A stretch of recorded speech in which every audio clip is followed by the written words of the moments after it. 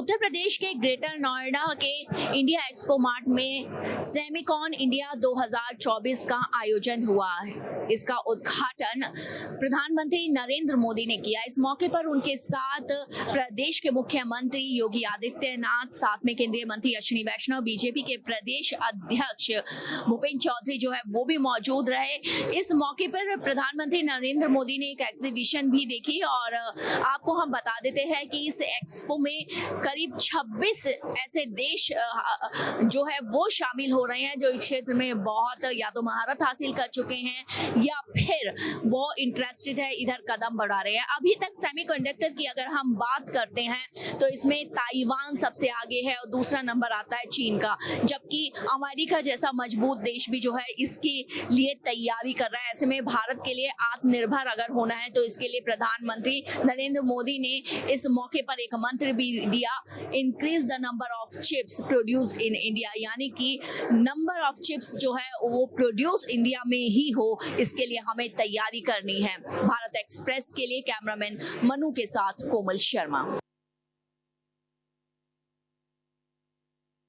दिल्ली शराब नीति मामले में कथित आरोपी और दिल्ली के मुख्यमंत्री अरविंद केजरीवाल को आज राव जुबिनू कोर्ट में वीडियो कॉन्फ्रेंसिंग के जरिए पेश किया गया, जहां कोर्ट ने अरविंद केजरीवाल के न्यायिक हिरासत की अवधि को 25 सितंबर तक के लिए बढ़ा दिया है। वहीं इस मामले में सीबीआई द्वारा दायर सप्लीमेंट्री चार्जशीट पर आम आदमी पार्टी के नेता दुर्गेश पाठक भी कोर्ट में पेश हुए, जहां पर कोर्ट ने दुर्गेश पाठक को 1 लाख रुपए की निजी मुचलके पर जमानत दे दी है। वहीं इस मामले में शामिल अन्य आरोपियों को भी कोर्ट ने राहत दी है। कोर्ट ने सीबीआई को आदेश दिया है कि सप्लीमेंट्री चार्जशीट से संबंधित सारे दस्तावेज आरोपियों को मुहैया कराए। अब देखना होगा जब इस मामले में सुनवाई होगी तो सुनवाई के बाद कोर्ट का क्या आदेश आता है। आपको बता दें कि सीबीआई ने इस मामले में अरविंद केजरीवाल सहित 5 लोगों के खिलाफ सप्लीमेंट्री चार्जशीट दाखिल किया था, जिस चार्जशीट पर सुनवाई के बाद कोर्ट ने समन जारी करते हुए अरविंद केजरीवाल, दुर्गेश पाठक, समीर महेंद्रू सहित सभी को पेश होने का आदेश दिया था। भारत एक्सप्रेस के लिए कैमरा पर्सन आलोक सक्सेना के साथ गोपाल कृष्ण। बिहार के मुख्यमंत्री नीतीश कुमार महिला संवाद यात्रा पर निकलेंगे। हालांकि इसका आधिकारिक शेड्यूल नहीं आया है, लेकिन मंत्री लेसी सिंह के बयानों से इतना साफ हो चुका है कि महिलाओं को लेकर नीतीश कुमार एक बार फिर से यात्रा निकालने वाले हैं। आमतौर पे यात्राओं के जरिए जनता के बीच संदेश देने वाले नीतीश कुमार इस बार पिछड़ गए हैं, क्योंकि सबसे पहले प्रशांत किशोर ने अपनी यात्रा शुरू की और जनता के बीच जाकर एनडीए और महागठबंधन दोनों का पोल खोला और तीसरे विकल्प के रूप में अपने को स्थापित करने का पुरजोर प्रयास किया। एक तरफ एनडीए की चिंताएं बढ़ी हुई है, दूसरी तरफ तेजस्वी यादव का अपना कोर वोट बैंक खिसकते हुए देख के तेजस्वी यादव भी यात्रा पे निकल चुके हैं। प्रशांत किशोर ने अल्पसंख्यक वोट बैंक के लिए कई तरह की रणनीति इख्तियार की है। ऐसी स्थिति में तेजस्वी यादव ने यात्रा शुरू करके जवाब देना शुरू कर दिया है। दो तरफ से मार झेल रहे एनडीए के नेताओं को लग रहा है कि यदि ऐसी स्थिति में एनडीए के तरफ से सरकार के अब तक किए गए कार्यों के बारे में जनता को जानकारी नहीं दी गई तो प्रशांत किशोर और तेजस्वी यादव मुख्यमंत्री नीतीश कुमार का बखिया उधेड़ देंगे और ऐसी स्थिति में सरकार की बदनामी होगी। इसी रणनीति के तहत नीतीश कुमार ने आधी आबादी को निशाने पे लिया है और आधी आबादी को यह बताने के लिए खास रणनीति तय की गई है कि अब तक नीतीश सरकार के कार्यकाल में महिलाओं के लिए क्या क्या किया गया है। शराबबंदी, महिला सशक्तिकरण और महिलाओं को नौकरियों में आरक्षण का मुद्दा सबसे प्रमुख होगा। पंचायतों में महिलाओं की भागीदारी पर भी चर्चा होगी और मुख्यमंत्री नीतीश कुमार सीधा संवाद महिलाओं से करेंगे। सहयोगी कैमरामैन राकेश के साथ भारत एक्सप्रेस के लिए पटना से आशुतोष कुमार। मानसून खत्म होने से पहले भोपाल में लगातार बारिश का दौर एक बार फिर शुरू हुआ है। कल शाम से शुरू हुआ बारिश का दौर, तेज बारिश का दौर आज भी जारी रहा और सुबह से रुक रुक कर तेज बारिश हो रही है। अगर मौसम विभाग की माने तो उनका कहना है कि low pressure area Madhya Pradesh के ऊपर डेवलप हुआ है, जो उत्तर मध्य पश्चिम मध्य प्रदेश की तरफ बढ़ रहा है। दमोह और खजुराहो के बीच ये लो प्रेशर एरिया बना हुआ है, जिसके कारण से भारी बारिश मध्य प्रदेश के कई हिस्सों में हो रही है और उस पर मौसम विभाग लगातार नजर रखे हुए है। अगर हम पिछले 24 घंटे की बात करें तो सागर में 300 mm, दमोह में 280 mm, रायसेन में 254 mm, छतरपुर में 244 mm बारिश हुई है। इसके अलावा बालाघाट, जबलपुर, सिवनी, नरसिंहपुर, भोपाल में भी 100 mm से 200 mm के बीच अति भारी बारिश हुई है। यानी कि आप समझ सकते हैं कितनी भारी बारिश का दौर मध्य प्रदेश में चल रहा है। और मौसम विभाग ने आगामी 24 घंटे के लिए ग्वालियर चंबल संभाग के अलावा जो नर्मदापुरम संभाग है इसमें अति भारी बारिश का अलर्ट जारी किया है। इसके साथ साथ आगामी 24 घंटे में पश्चिमी मध्य प्रदेश में बाढ़ की चेतावनी भी जारी की गई है और अति भारी बारिश हो सकती है। भोपाल में आपको दिखाना चाहेंगे कि किस तरह से रोड में जाम लगा हुआ है, कई जगह पानी भर गया है सड़क पे, कई जगह गड्ढे हो गए हैं। उन गड्ढों से भी उन जो वाहन चालक हैं उनको काफ़ी परेशानी का सामना करना पड़ रहा है और कहीं ना कहीं ये सड़क यातायात प्रभावित होने से सामान्य जनजीवन भी प्रभावित हुआ है। निचले इलाकों में जो घर हैं उनमें भी पानी भरने की सूचना आई है। मध्य प्रदेश के तमाम बांधों के गेट खोल दिए गए हैं। भोपाल में भी कलियासोत डैम के गेट, कोलार डैम और बदौदा डैम के गेट खोले गए हैं। नर्मदा नदी के बने हुए तमाम सारे डैम के गेट खोलने पड़े हैं। इतना कैचमेंट एरिया में पानी आया है और आने वाले समय में 24 घंटे में जो अति भारी बारिश और भारी बारिश होगी उससे अभी और ज़्यादा प्रभावित जनजीवन हो सकता है। कैमरामैन मनीष के साथ भारत एक्सप्रेस के लिए भोपाल से अजय भटनागर।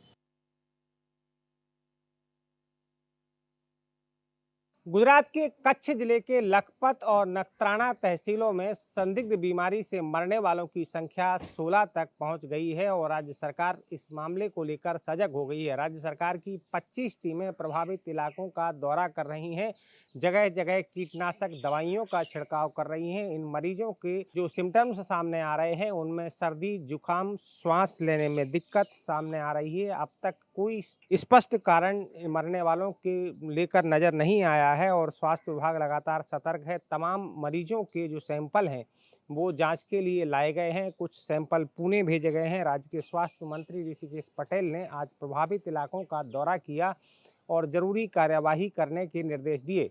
ऋषिकेश पटेल ने बताया कि यहां पर 11 लोगों की मौत की जानकारी अभी तक नहीं सामने आ पाई है कि उनकी मौत किस कारण से हुई है, जबकि 6 लोगों की मौत का कारण अन्य बीमारियां बताई गई हैं। राज्य सरकार पूरे मामले को लेकर पूरी तरीके से सजग है और 25 टीमें स्वास्थ्य विभाग की इस इलाके में निगरानी कर रही हैं, लोगों को समझा रही हैं, सफाई के प्रति जागृति पैदा कर रही हैं और लोगों के घरों में कीटनाशक दवाइयों का छिड़काव कर रही हैं।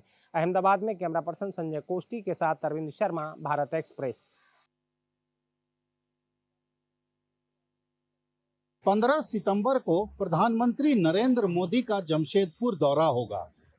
देखा जाए तो ये दौरा सरकारी भी होगा और कहीं न कहीं राजनीतिक भी होगा। सरकारी इसलिए क्योंकि इस दौरे के दौरान न सिर्फ 3 नई वंदे भारत एक्सप्रेस ट्रेन की सौगात जो है वो प्रधानमंत्री झारखंड और बिहार को देंगे, बल्कि इसी दौरे के दौरान एक परिवर्तन सभा का भी आयोजन किया गया है। देखा जाए तो विधानसभा चुनाव को लेकर बीजेपी इस यात्रा को काफी महत्वपूर्ण मान रही है।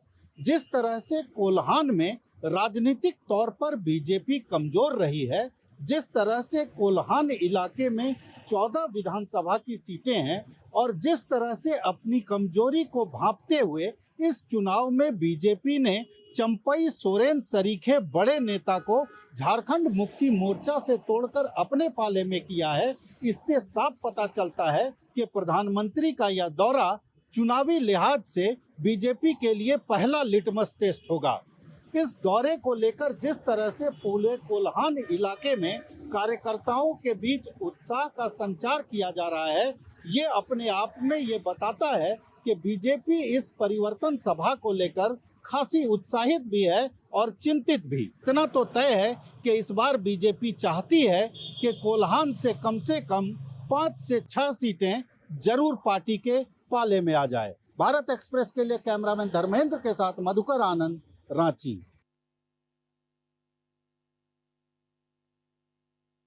बॉलीवुड एक्ट्रेस मलाइका अरोड़ा के सौतेले पिता अनिल मेहता ने आज खुदकुशी कर ली। ये पूरा घटना सुबह 9:30 बजे के आसपास हुई है और ये बांद्रा में अपने परिवार के साथ में रहते थे। 6वीं फ्लोर से उन्होंने छलांग लगाई और खुदकुशी कर ली। इस पूरे मामले को लेकर पुलिस की तरफ से जांच की जा रही है। मौके पर फॉरेंसिक टीम भी आई हुई थी। फॉरेंसिक टीम ने जो जांच की है उसके मुताबिक उन्होंने खुदकुशी की है। इस पूरे मामले को लेकर आगे की जो जांच है वो जारी है। वो 6वीं फ्लोर पर रहते थे और वहां से उन्होंने छलांग लगाई थी। हालांकि जहां पर वो गिरे थे, उनका शव जहां पर गिरा था वहां पर पुलिस ने चिन्हित कर लिया है और उनके घर के आसपास पुलिस की तरफ से बैरिकेडिंग कर दी गई है। हालांकि मलाइका अरोड़ा मुंबई में नहीं थी, लेकिन जब उनको इस बात की जानकारी मिली, खबर मिली, तो वो मुंबई पहुंची। वो अपने घर पर मौजूद है और इसके साथ ही साथ बॉलीवुड में जो उनके चाहने वाले थे, उनके जो रिलेटिव्स थे, वो सारे लोग यहाँ पर आए हुए हैं। हालांकि पुलिस इस पूरे मामले को लेकर अभी हर एक एंगल से फिर भी जांच करे कि आखिरकार उन्होंने खुदकुशी क्यों की है, क्योंकि पुलिस को अभी सुसाइड नोट नहीं मिला है। इसके साथ ही साथ उनके बॉडी को पोस्टमार्टम के लिए पुलिस ने कूपर अस्पताल भेज दिया है। सबसे पहले उनके शव को भाभा अस्पताल लेकर पहुंचे थे, वहां पर डॉक्टर ने उन्हें मृत घोषित कर दिया था और अब पोस्टमार्टम रिपोर्ट आने के बाद पता चलेगा कि आखिरकार उन्होंने खुदकुशी की है और इसके साथ ही साथ दूसरी क्या वजह हो सकती है उनके खुदकुशी करने की, क्योंकि वो काफी लंबे समय से बीमार भी चल रहे थे। तो ऐसे कई जो एंगल है उसको लेकर पुलिस की तरफ से, फॉरेंसिक टीम की तरफ से अभी भी जांच की जा रही है। कैमरामैन बाला के साथ में अंशुल तिवारी, भारत एक्सप्रेस। वाराणसी के प्रभारी मंत्री जयवीर सिंह की नाराजगी के बाद प्रशासन सक्रिय हो गया है और अतिक्रमण तोड़ने की कार्रवाई शुरू कर दी है। प्रशासन ने अतिक्रमण ध्वस्तीकरण की कार्रवाई कर दर्जनों अतिक्रमण को ध्वस्त किए। बता दें कि पिछले दिनों वाराणसी के दौरे पर आए प्रभारी मंत्री व उत्तर प्रदेश के पर्यटन मंत्री जयवीर सिंह ने राजकीय अस्पताल के आसपास अतिक्रमण देखकर गहरी नाराजगी जाहिर की थी। उन्होंने कहा कि राजकीय अस्पताल के बाहर अवैध ढंग से दुकानें बना दी गई हैं और दुकानदार दिन भर अस्पताल के चक्कर लगाते हैं, मरीजों पर दबाव बनाते हैं और बाहर की दवाइयां लिखी जाती हैं। इसको लेकर उन्होंने जिला अधिकारी को सख्ती से कार्रवाई का निर्देश दिया। इसके बाद प्रशासन ने एक बैठक की और सिटी मजिस्ट्रेट की अगुवाई में नगर निगम बीडीए की टीम ने राजकीय अस्पताल के बाहर अतिक्रमण कर बनाई गई दुकानों को ध्वस्त कर दिया। इसके साथ ही जयवीर सिंह ने वाराणसी की समीक्षा करते हुए यहाँ पर जो भी विकास कार्य चल रहे हैं, खास तौर से जो परियोजनाएं चल रही हैं, उनकी नियमित मॉनिटरिंग का भी निर्देश दिया। उसके साथ ही उन्होंने अवैध अतिक्रमण को शहर के जाम की सबसे बड़ी समस्या बताते हुए इसके खिलाफ लगातार कार्रवाई जारी रखने का निर्देश दिया था, जिसके बाद प्रशासन अब हरकत में आ गया है और अवैध अतिक्रमण को चिन्हित कर लगातार कार्रवाई कर रहा है। प्रतिदिन करीब यहाँ दर्जनों की संख्या में अतिक्रमण ध्वस्त किए जा रहे हैं, जिससे न सिर्फ अवैध निर्माण पर बुलडोजर चल रहा है बल्कि जाम से भी निजात मिलती नजर आ रही है। वाराणसी से सौरभ अग्रवाल, भारत एक्सप्रेस। तेजस्वी यादव के आभार यात्रा को लेकर के बिहार में सियासी घमासान मचा हुआ है। एक तरफ जहां एनडीए के तमाम जो नेता हैं वो हमला कर रहे हैं तेजस्वी यादव के आभार यात्रा को लेकर के, तो वहीं दूसरी तरफ प्रशांत किशोर, राजनीतिक रणनीतिकार प्रशांत किशोर ने तेजस्वी यादव के ऊपर बड़ा हमला किया। उन्होंने कहा कि जनता उन्हें मार कर नहीं भगाई है, ये बड़ी बात है। जिस तरह से हम लोग पूरे बिहार में पैदल यात्रा कर रहे हैं और लोगों की बात सुन रहे हैं, जनता की समस्या को सुन रहे हैं, अगर तेजस्वी यादव भी उस तरह से एक दिन भी यात्रा कर ले तो समझ में आ जाएगा कि तेजस्वी यादव क्या कर सकते हैं। तेजस्वी यादव एक दिन अपने आभार यात्रा में एक दिन पैदल चले पैदल भी हम भी मानेंगे भाई, पैदल एक दिन चले, हम तो दूर से चल रहे हैं। एक दिन चलो पैदल, एक दिन तो पैदल चल के दिखाओ। आभार यात्रा अपने रथ पे बैठ के बढ़िया भोजन करते हुए वीडियो बना के अब मुरेठा बांध कर जाति और धर्म के नाम पर लोगों को डरा कर ये आभार यात्रा क्या निकालो, किस चीज का आभार देने निकले हो? दूसरी बात उन्होंने कहा कि तेजस्वी यादव ने नाम अच्छा रखा है आभार यात्रा। इसके पीछे की वजह यह है कि जिस तरह से जिस मुंह से वो जनता के बीच जा रहे हैं और जनता उन्हें मार कर नहीं भगा रही है। बड़ी बात प्रशांत किशोर ने मारने शब्द का इस्तेमाल किया है, मार कर नहीं भगा रही है, ये बड़ी बात है। इसलिए नाम अच्छा रखा है तेजस्वी यादव ने। नाम बढ़िया रखा आभार यात्रा। जिस बिहार को सबसे गरीब, निरक्षर, मजदूर उनके माँ बाप और उनके सरकार ने बना दिया, उस बिहार की गरीब जनता ने अभी उनको यहाँ से मार कर भगाया नहीं है। इसके लिए उनको बिहार की जनता का आभार करना चाहिए। हालांकि अभी आरजेडी के तरफ से इस पे कोई पलटवार नहीं हुआ है, लेकिन प्रशांत किशोर लगातार तेजस्वी यादव के ऊपर हमला करते हुए नजर आते हैं। पटना से भारत एक्सप्रेस के लिए ज्योति।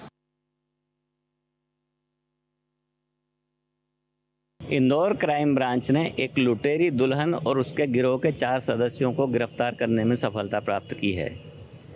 इस लुटेरी दुल्हन ने 13 महीनों में 3 लोगों से शादी करके उन्हें चूना लगा के रफू चक्कर हो गई। 3 राज्यों के 3 लोगों को लगभग 30 लाख रुपए का चूना यह महिला लगा चुकी है। लुटेरी दुल्हन के बाकी साथी कोई नकली मां बनने का काम करता था, तो कोई दलाली का काम करता था और एक पुरुष साथी भी था जो कि ग्राहक लाने का काम करता था। अब पुलिस ने अदालत में पेश करके 5 दिन की रिमांड ली है और पुलिस पता करने में लगी हुई है कि इन 3 के अलावा और किन किन लोगों को इस महिला ने ठगी का शिकार बनाया है। पिछले कई दिनों से इस तरह की शिकायतें मिल रही थी और पुलिस परेशान थी, लेकिन अब इस लुटेरी दुल्हन को गिरफ्तार करने के बाद पुलिस ने भी राहत की सांस ली है। कैमरामैन इमरान खान के साथ जय व्यास, भारत एक्सप्रेस, इंदौर। मदरसा शिक्षा अधिनियम 2004 को इलाहाबाद हाई कोर्ट द्वारा असंवैधानिक करार देने को चुनौती देने वाली याचिका पर एनसीपीसीआर ने अपना लिखित जवाब सुप्रीम कोर्ट को सौंप दिया है। एनसीपीसीआर ने अपने लिखित जवाब में मदरसा शिक्षा को लेकर कई सवाल खड़े किए हैं और कहा है कि ये शिक्षा अधिनियम के तहत नहीं आता है और यह भी कहा गया है कि मदरसा में जो शिक्षा दी जाती है उसका स्तर काफी निम्न होता है। बाकी स्कूलों की तुलना में वहां अच्छी पढ़ाई नहीं होती है। अब देखना होगा जब सुप्रीम कोर्ट इस मामले में सुनवाई करेगा तो सुनवाई के बाद आगे क्या कुछ आदेश देता है। भारत एक्सप्रेस के लिए कैमरा पर्सन आलोक सक्सेना के साथ गोपाल कृष्ण। राहुल गांधी के आरक्षण खत्म करने के बयान के बाद बीजेपी इसे गंभीरता से ले रही है और महाराष्ट्र में बीजेपी के नेता और राज्य के उप मुख्यमंत्री देवेंद्र फडणवीस ने कहा कि कांग्रेस ने इसके पहले भी बाबा साहब अंबेडकर को अपमानित किया है और उन्हें हराने का काम किया है। अब कांग्रेस के भीतर चल रही चर्चा को राहुल गांधी ने खुलेआम बता दिया है। ये वही कांग्रेस है जिसने भारत रत्न डॉक्टर बाबा साहब अंबेडकर जी को 2 बार लोकसभा में जाने से रोका और उन्हें षड्यंत्र करके पराजित किया। इन्होंने कभी भी बाबा साहब का सम्मान नहीं किया और आज तो ये जो वक्तव्य सामने आया है इससे इनका असली चेहरा सामने आया है। कुछ इसी तरीके का बयान एकनाथ शिंदे ने दिया है और कहा है कि कांग्रेस की घटिया मानसिकता सबके सामने पे आ गई और ऐसे में सच्चा शिव सैनिक इसके खिलाफ है और कभी भी वो आरक्षण समाप्त नहीं होने देगा। कांग्रेस के नेता और देश के नेता प्रतिपक्ष राहुल गांधी के इस बयान को अब बीजेपी, शिवसेना और एनसीपी अजीत पवार ग्रुप कहीं न कहीं राजनीतिक इस्तेमाल करने में जुट गए हैं। उन्हें पता है कि आरक्षण के मुद्दे पर ही पिछली बार लोकसभा चुनाव में बीजेपी की सीटें घट गई थी और ऐसे में राहुल गांधी के इस बयान के बाद बीजेपी सहित महायुति की सरकार में शामिल सभी पार्टियां अब कांग्रेस और महाविकास आघाड़ी को घेरने का काम करेंगी। वीडियो जर्नलिस्ट बालकिस के साथ अभिषेक पांडे, भारत एक्सप्रेस, मुंबई। में हो रहे 10 साल बाद विधानसभा चुनावों को लेकर पाकिस्तान की बौखलाहट साफ साफ देखी जा रही है। 2 दिन पहले नौशहरा के लाम सेक्टर में जिस तरह से आतंकवादियों ने घुसपैठ करने की कोशिश की और उनको वहीं मार गिराया गया हमारे सुरक्षा एजेंसी द्वारा, और कल रात आधी रात को अखनूर में कांतक सेक्टर में एक बार फिर सीज फायर वॉल्यूशन, कहीं ना कहीं पाकिस्तान की आंखों में ये चुनाव खटक रहे हैं। वहीं दूसरी तरफ हमारी सुरक्षा एजेंसी लगातार चौकस चौबंद मजबूत खड़ी हैं और इस वक्त बसंतगढ़, उधमपुर के बसंतगढ़ इलाके में एक सर्च ऑपरेशन चल रहा था जहां पर कॉर्डन सर्च उसने गया था, वहां पर आतंकवादियों से मुठभेड़ चल रही है। ऐसे सूत्रों के हवाले से खबर आ रही है कि 2 आतंकवादी मार गिराए गए हैं, लेकिन इसके बारे में आधिकारिक पुष्टि नहीं हुई है। वहीं जहां पर एक तरफ लगातार पाकिस्तान की कोशिश है कि जम्मू कश्मीर में चुनावों में दखल दिया जाए, वहीं हमारी सुरक्षा एजेंसियां लगातार चौकस चौबंद पूरी सुरक्षा कर रही हैं। फेंसिंग पे इंटरनेशनल बॉर्डर हो या LOC, वहां पर 24 घंटे निगरानी रखी जा रही है और जम्मू कश्मीर बिल्कुल अभेद सुरक्षा के अंदर इस वक्त आर्मी, पुलिस और CRPF की जो त्रिकोणीय सुरक्षा है उसके अंदर बिल्कुल महफूज है। विकास अब्रोल, भारत एक्सप्रेस के लिए जम्मू से। हाथियों का उत्पात एक बार फिर जारी है, जिससे ग्रामीणों में दहशत का माहौल देखा जा रहा है। मतलब गरीबों का बहुत ज्यादा नुकसान हाथियों के द्वारा किया जा रहा है। विभाग की तरफ से क्या कार्रवाई की? जंगल विभाग में सूचना दी है, कोई कार्रवाई नहीं करते, न कोई आते हैं। चौकीदार 1-2 पठा देते हैं, बस घर गिराते हैं। यहाँ कितने हाथी आ रहे हैं? 20-50। कितने बजे हाथी का दल कितने हैं और कितने बजे से आ रहे हैं? हाथियों का दल 20 से 25 हाथी हैं और ये 20 दिन से लगातार आ रहे हैं। क्या कार्रवाई की जाती है? क्या लोगों को मदद मिल पाएगी? क्या हाथियों की किसी भी प्रकार की व्यवस्था की जाएगी ताकि घरों तक, फसलों तक न पहुंचे? Bharat express Shahdol, Anil Pandey. Terror funding मामले में तिहाड़ जेल में बंद और बारामूला से सांसद राशिद इंजीनियर को पटियाला हाउस कोर्ट से अंतरिम जमानत मिली है और साथ ही नियमित जमानत याचिका पर पटियाला हाउस कोर्ट 5 अक्टूबर को फैसला सुनाएगा। इस पर बातचीत करने के लिए हमारे साथ मौजूद हैं राशिद इंजीनियर के प्रवक्ता इनामुल नबी साहब। आइए इनसे बात करते हैं। सर, कोर्ट का क्या आदेश रहा है? कोर्ट की तरफ से जो फैसला आया है उसमें ये डायरेक्शंस है कि कोर्ट के जो NI केस के रिलेटेड इंजीनियर साहब ना मीडिया के साथ गुफ्तगू करेंगे या ना उसके बारे में सोशल मीडिया या स्टेटमेंट्स में उसका जिक्र करेंगे। हमने सुप्रीम कोर्ट की तरफ से जो अरविंद केजरीवाल जी केस में इंटरिम ज़मानत मिली थी, बेल मिली थी, उसी के बिना पर हमने वही दलाइल यहाँ पेश किए कि अगर आप चीफ मिनिस्टर अरविंद केजरीवाल जी को छोड़ सकते हैं कैंपेनिंग के लिए, तो हमारे सांसद को क्यों नहीं? और सांसद के होने के साथ साथ वो एक पार्टी के सुप्रीमो हैं, चीफ है, तो उनको भी उसी तरह से कैंपेनिंग की इजाज़त दी जाए जिस तरह अरविंद केजरीवाल जी को आपने इजाज़त दी। रेगुलर बेल पर 5 तारीख तक उन्होंने डेफर किया है, तो इंशाल्लाह हमें उम्मीद है। आरोप तो उतने मजबूत हैं नहीं, हम चैलेंज करेंगे, जो भी कुछ होगा हम उसके लिए चैलेंज भी करेंगे और साइमल्टेनियसली बेल के लिए अप्लाई भी किए हुए। तो इनका मानना है कि दिल्ली शराब नीति मामले में कथित आरोपी और दिल्ली के मुख्यमंत्री अरविंद केजरीवाल को जब प्रचार प्रसार के लिए सुप्रीम कोर्ट जमानत दे सकता है, तो फिर राशिद इंजीनियर को जमानत क्यों नहीं मिलनी चाहिए।